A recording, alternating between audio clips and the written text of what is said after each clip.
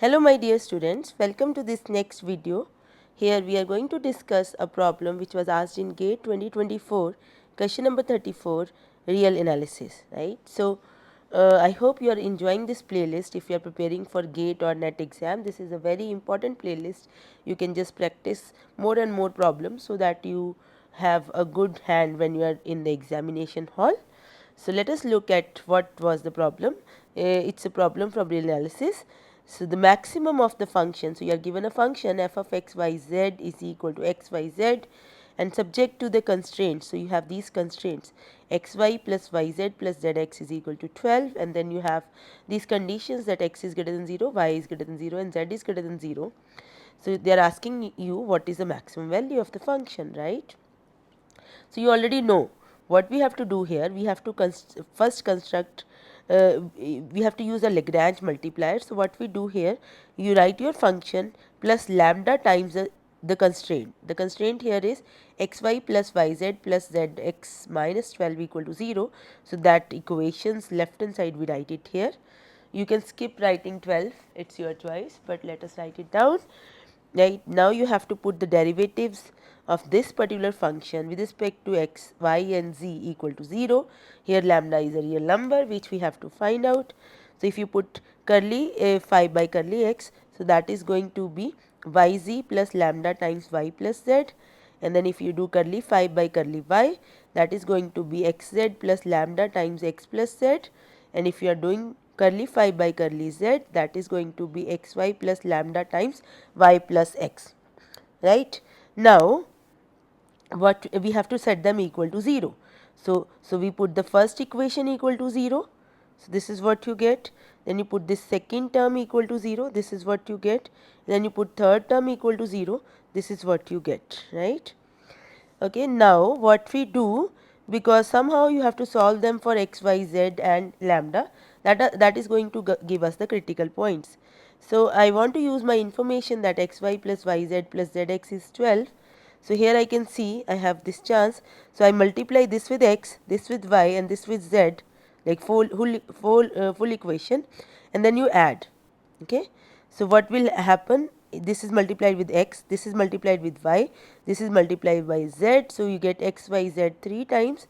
So, this is 3 x y z, and here your lambda will come out, lambda is outside, and inside you have x y plus x z, and here you have x y plus y z, here you have y z plus x z. So, you have 2 x z, 2 x y and 2 y z. So, this is 2 times x y plus y z plus z x, and now I know that this fellow is 12, right. So, I just put the value here, this is 12. So, what you get, and this is my f. So, I get 3f plus 2 lambda 12 equal to 0. So, I get this, and I get the value of lambda as minus f by 8. Okay. Also, what we can do here, because these are the three equations we have, right. Let me highlight them. So, these are the three equations we have. So, what I am going to do from the first equation, okay, let me erase this. From the first equation, can you see here you have lambda equal to yz upon y plus z negative, and here lambda is equal to minus xz upon x plus z, and here lambda is equal to minus xy upon y plus x. So, all of them are equal to lambda. So, we can equate them. So, that is what I have done here, and the negative sign is gone. So, now you can do, if you from the first two equations, you get this, and from here you solve it, right. You get x is equal to y and z is non-zero. How? You see here x y cancels. So, you have z into x minus y equal to 0. So, you get z not equal to 0 and x is equal to y. And if you look at the last two equations, so this is what we get, and here this zx zy gets cancelled. So, you have you get y into zy gets cancelled. So, you get x into z minus y equal to 0. So, you get z equal to y and x is not equal to 0. So, you get that x is equal to y equal to z and they are not equal to 0. So this is our critical points. So we already know xy plus yz plus zx is 12 and all of them are equal. So I can write x square plus x square plus x square is 12. So I get 3x square equal to 12. So I get x square equal to 4. So x is plus minus 2. So I have two critical points, 2 2 2 or minus 2 minus 2 minus 2, right. So now because there are only 2 points, you can just straight away check the value of the function.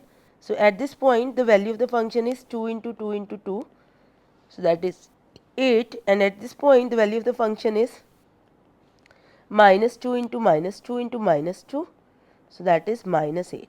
So this is our maximum value. So this is going to be our answer. This is our maximum value, right.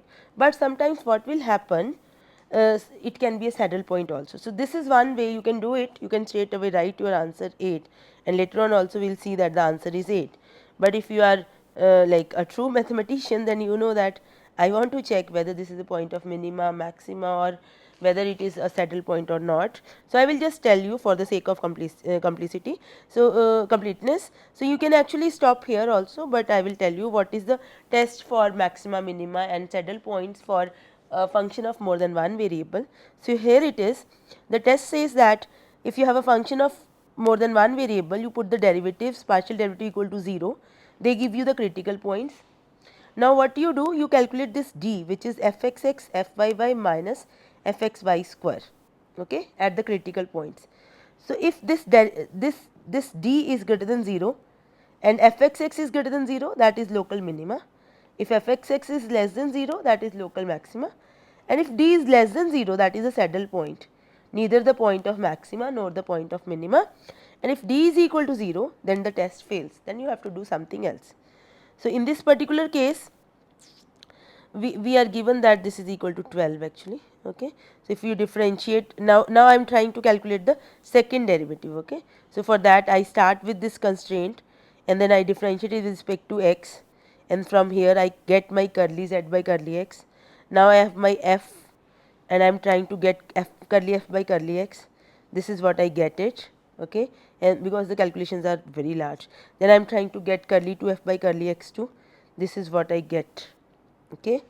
And similarly you have to calculate your curly fyy, and then you have to calculate curly fxy, and then you have to see fxx into fyy minus fxy square. You will see that this is positive, and then at the point 2 the value of fxx is less than 0. So this is the point of maxima, and this is positive, so this is the point of minima, okay.